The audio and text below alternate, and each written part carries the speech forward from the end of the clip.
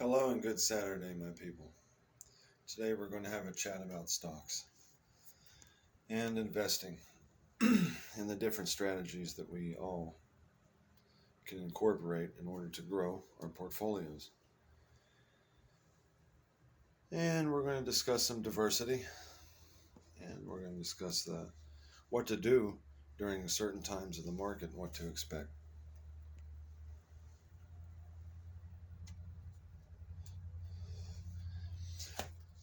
It appears that most investors, such as myself, care how other investors invest.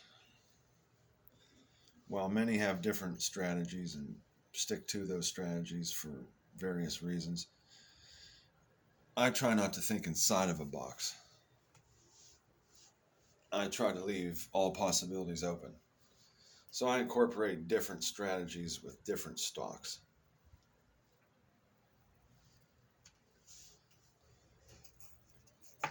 For one, there's a lot of stocks to choose from.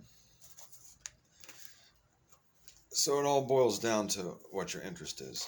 What is your reason for picking the particular stock that you're choosing to invest in? It's nice to have plenty of options and learn as much as you can about any of them that you may be interested in. I'm going to step outside into my office. I'll grab a pen just in case I need it.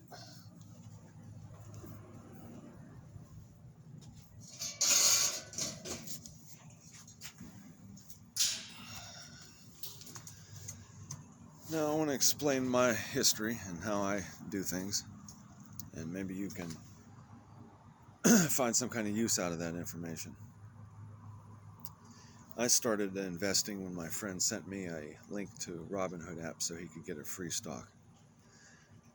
I was without a job. COVID had just started, pretty much. I just was in no position to even dream of investing money in the stock market.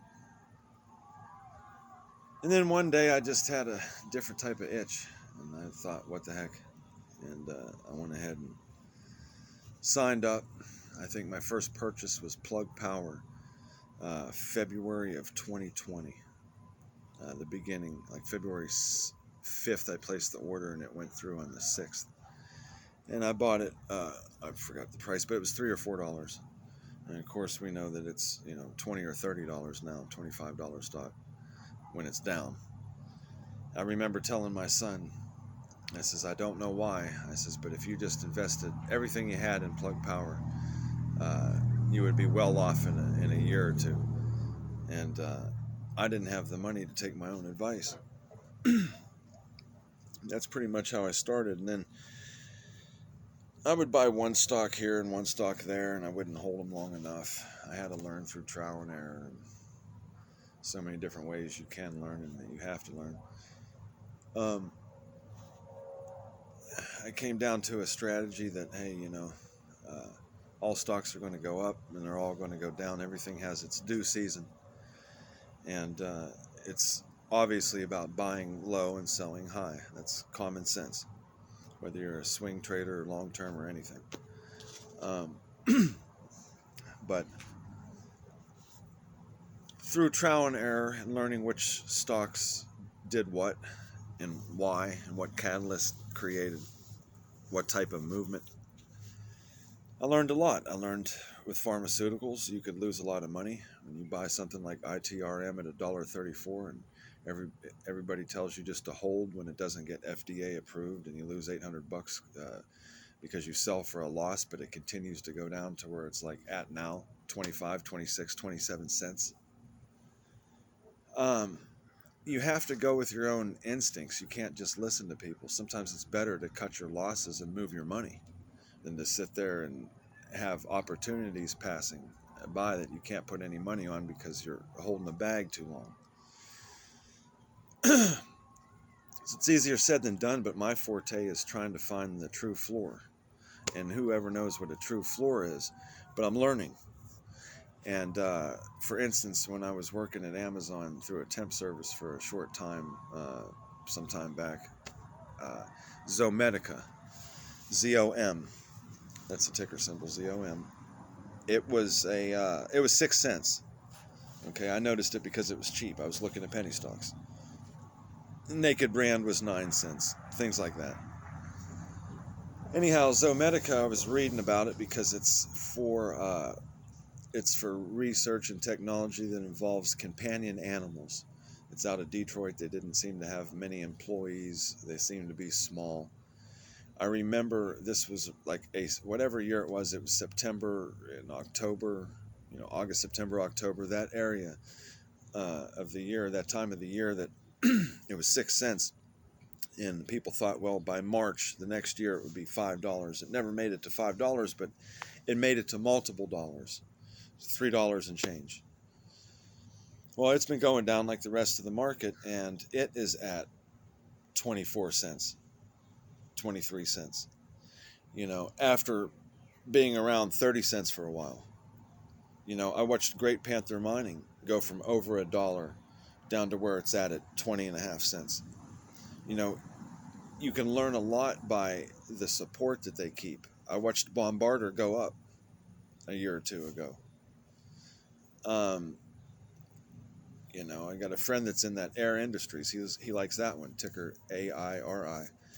But I mean, if you look at some of these, and I'm not trying to bounce around, but it's just a lot of information.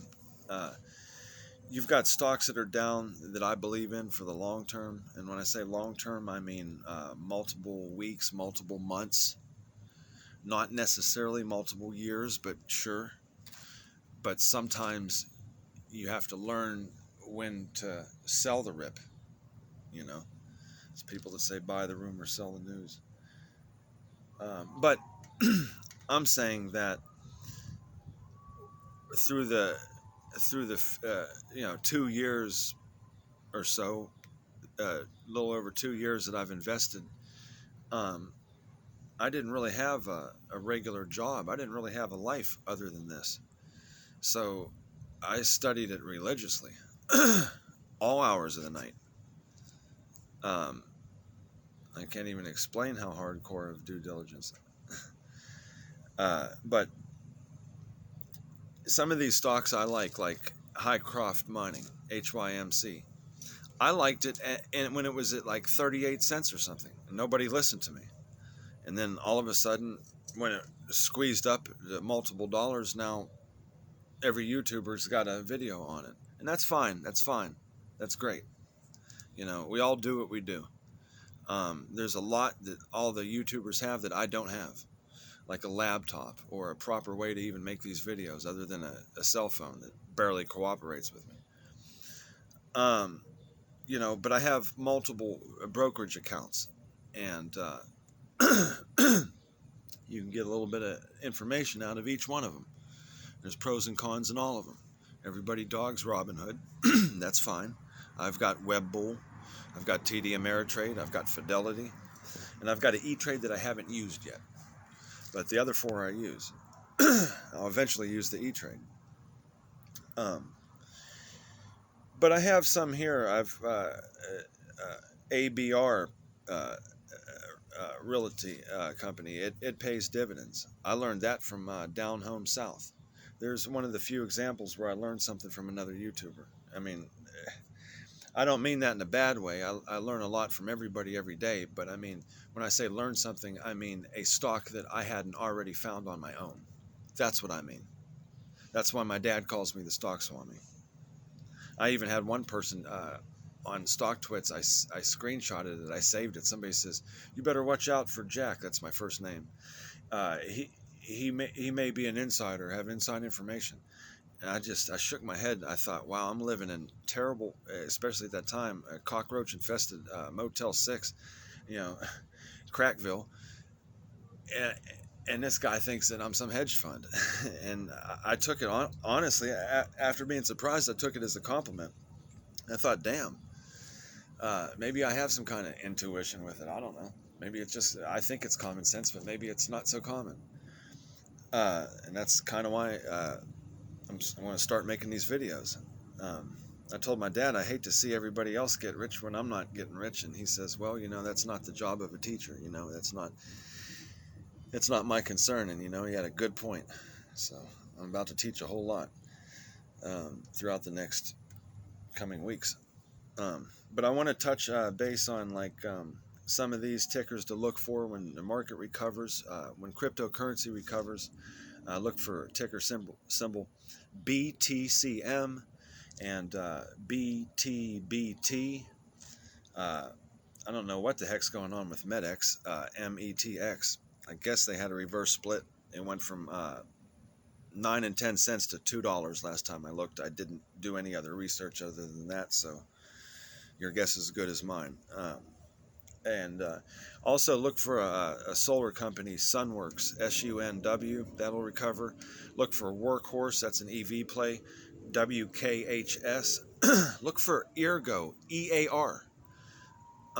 Look at BKKT. I need to learn more about that one. Ali from Trading Secrets likes OCGN. I remember that when that was just changed. It was one of the Pennsylvania pharmaceutical companies. So remember when Modera was cheap and GameStop was $3 and nobody said to buy it, and the ratings were 0 buys, and I was telling people to buy it and it squeezed up. Did I have any of it? No. So it's one of those things. I'm invested now in metamaterials, and well, not necessarily metamaterials yet per se, but MMTLP. The dividend payout is what I'm waiting on. Personally, when I get that, that's when I have a little strategy. I'm going to buy about 10 different stocks that I really like, and buy 1,000 to 10,000 shares, the cheapest that I can, hold them for the right time, get them so cheap, and hopefully, right, get them so cheap that it doesn't really matter about the ups and downs because it bounced off the floor that I got it from. That's, I guess we'd all like to say that, but that's something I found I'm pretty good at, and apparently you only need to do it. You only need to find one good pick once and get rich. So I've got all the motivation in the world through my own struggles and promise to my mother before she passed away, and my sons, and I even have a granddaughter, and that's pretty amazing. That was at 40 years old. I'm 42 now.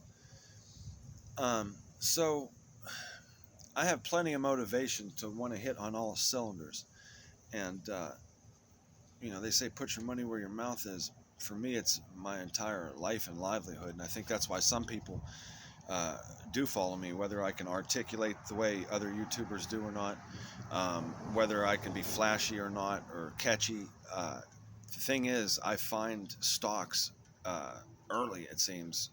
Early in the sense like, buying, like CEI, Camber Energy. I was all over line with that when it was 33 cents.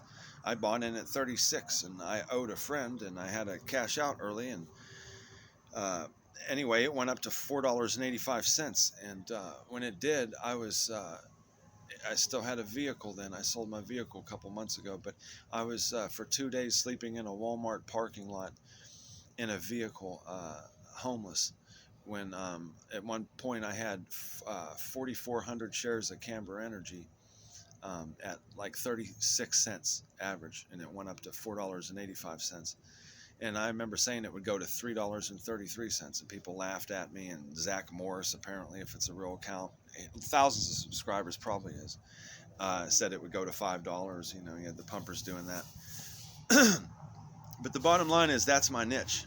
And any investor, whether you're rich or poor, that seems to be what you'd want to know. That's why you listen to YouTubers. You try to find those things. And I learn, like I say, I learn from everybody. You're supposed to learn from everything and everyone. I don't discredit anybody that's out there trying. But how we receive our information is different. And when my money comes in from the dividends and I'm able to change the strategy on how I invest, I will.